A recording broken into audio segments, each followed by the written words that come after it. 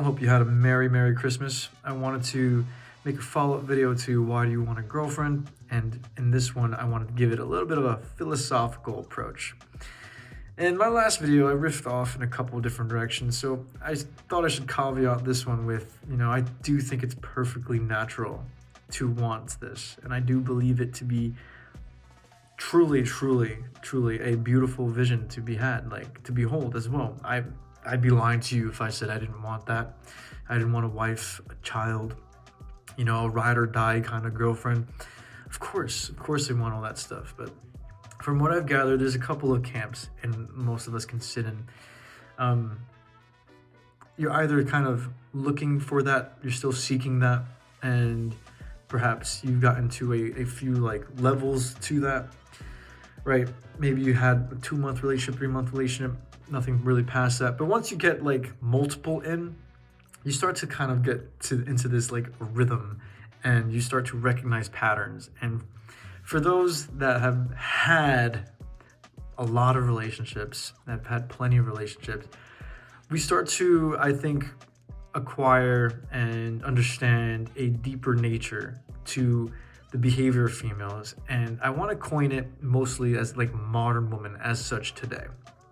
All right, the advent of modern woman, what's being manufactured, produced, and then how it is that their behaviors, how we as men are now approaching that, which is one or two camps. You're still seeking for it, and I implore you to do it, bro. Do it. Like, I think it's well worth understanding firsthand, not from secondhand stuff. Truly not from secondhand stuff. There is to me a nature, a brutal ruthlessness that goes along with it that is necessary to understand. It's truly necessary, bro. Like, love is just for us men. Okay, we love. Women do not love unconditionally. Women do not love. They don't. It's always conditional. And it comes to that, and once you come to that realization, you kind of a little bit step closer to this understanding, this deep-seated, rooted understanding, why it is that you truly need to have a vision beyond just a wife, just a girlfriend. And I would say that because of the expectations put upon us men nowadays, that they are unreasonable, they are high as hell, and it does not seem to me to be worth the price anymore. All right, and not at all. Again, so I implore you to learn it for yourself. Truly learn it for yourself, man. Fall in love. Invest your time. Invest your energy. Invest your finances, your resources. Commit, bro. Commit all the way. And if you found the gal, the winner, bro, shoot, you come out with the win. But I suspect that you will come out with a lot more personality, a lot more character development than you went in at first with. So, given that aspect, I think it's important to genuinely ask yourself where this desire is coming from.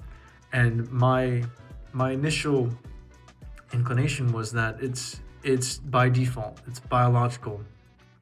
What man doesn't want this? I don't think any man is like by choice wanting to be single. Like, of course we want companionship and all this stuff, but you come to a certain degree where you recognize that like it's just not worth it anymore. All right, so where does that leave us? That leaves me in a paradoxical point when it comes to modern dating. It is truly when, I am biased, I'm an artist, but it was truly when I didn't care, truly when I was going all in on my art, that a girlfriend would appear. It was truly when I would date multiple people, be emotionally unavailable, that I got the best behavior out of all the girls at that time. And now that I'm 29 and low-key looking for something much more substantial. And obviously I had to change some things because I was really toxic to myself, and I gotta admit, I don't want to fall in love again. I don't want that shit to happen, like, ever again. It is that bad. It is that fucking mad. So given that, what other means of legacy, of progeny, of leaving a name behind for you can you truly think of? And I want to make a case for it. And to do so, I want to first start off by introducing a little bit of Nietzsche. It's this one thing. It's this thing about style, about you yourself as a work of art. Check this out. All right, so he says one thing is needful: to give style to one's character, a great and uncommon art. It is practiced by the man who surveys all the strengths and weaknesses that his nature affords, and then incorporates them into an artistic plan, until everything appears to be the result of art and reason, and even weaknesses enchant the eye. Here a great deal of second nature has been added, while there a piece of first nature has been removed, both times through long practice and daily effort. Here something ugly, which cannot be removed, has been hidden. There it has been reinterpreted as something sublime.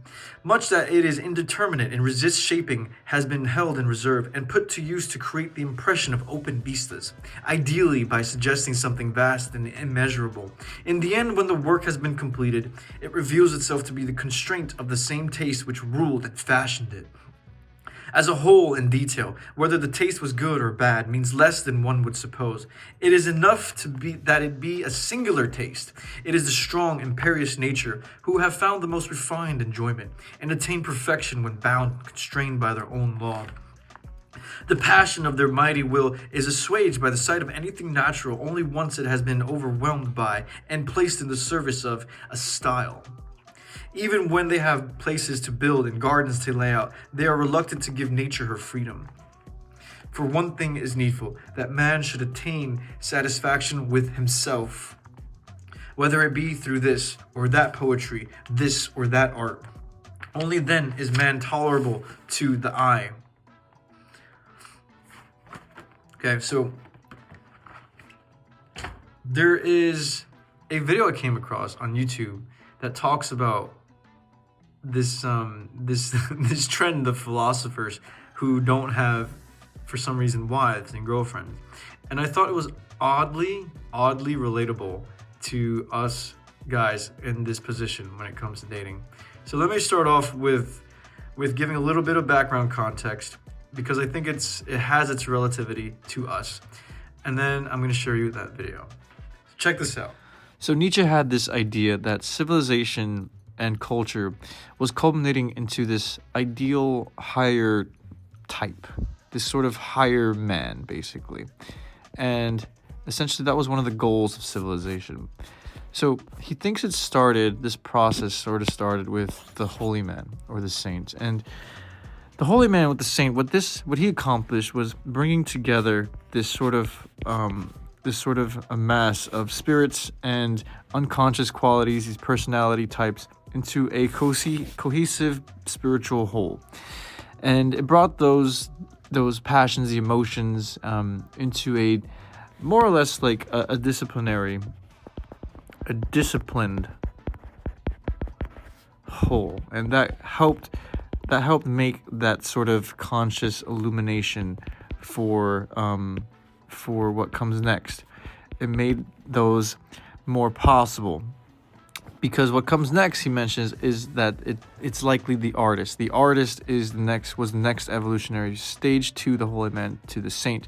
And what the artist, what the holy man gave way, it paved the way for the artist, because now as modernity was becoming more and more available, with the advent of modernity, that this ideal higher type that Nietzsche's talking about is now more accessible to the average man. You know how technology is now in the hands of everyone. The information age kind of flatlines the entire access to information. You know, the information that you can get is no different from what I can get.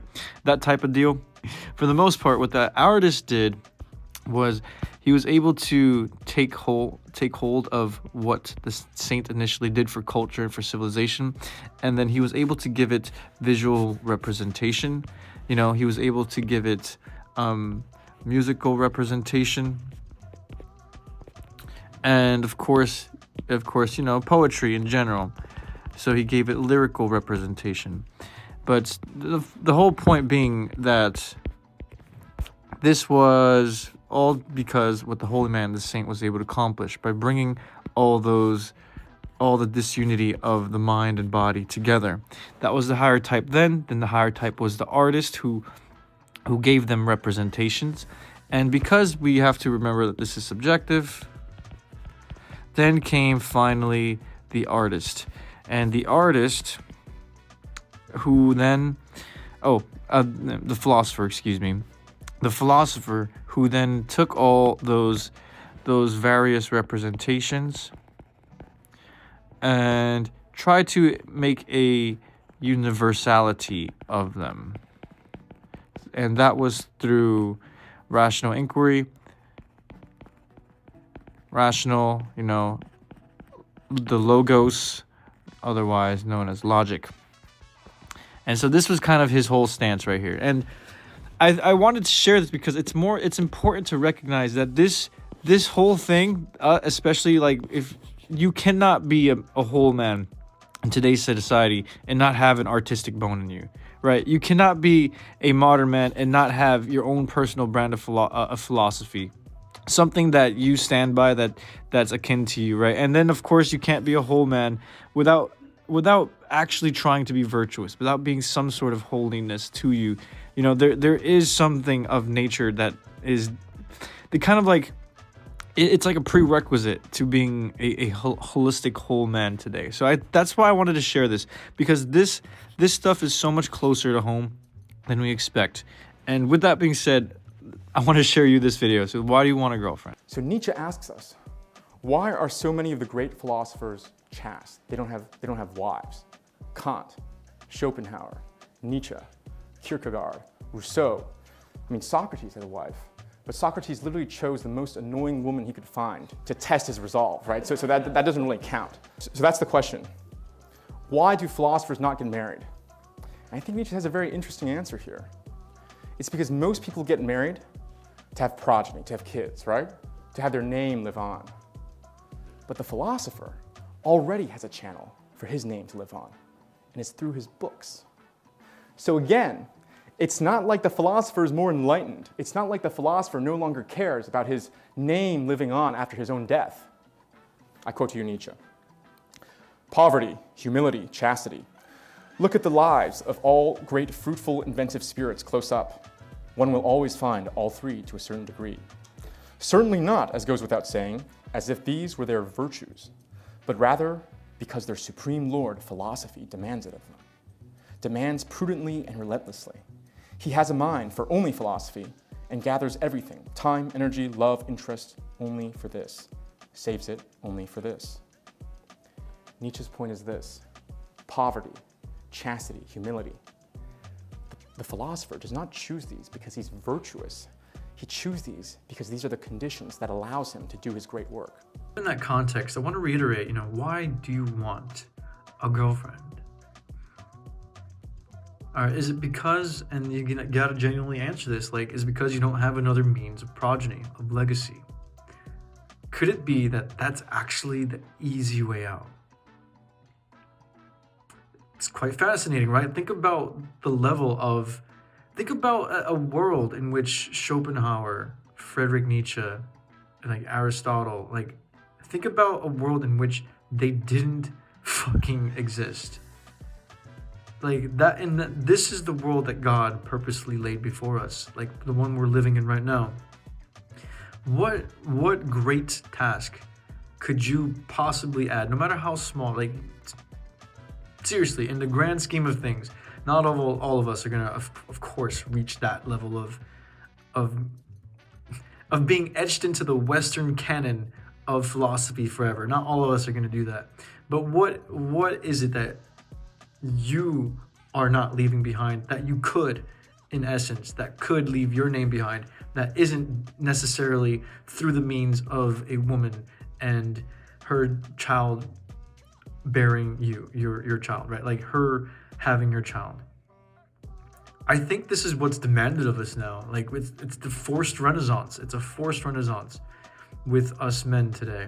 We've got to figure that shit out. And like any other relationship, like any other.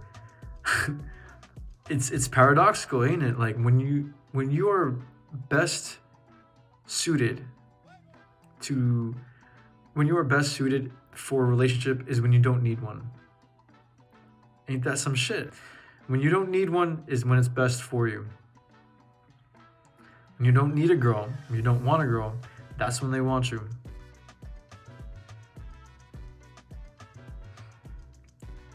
It is what it is. And so in that same way, when you don't need to have a woman for progeny, suddenly you have access to, I would consider it higher powers, higher calling. But again, take what works for you, take what doesn't. I felt like this was worth sharing. Deuces.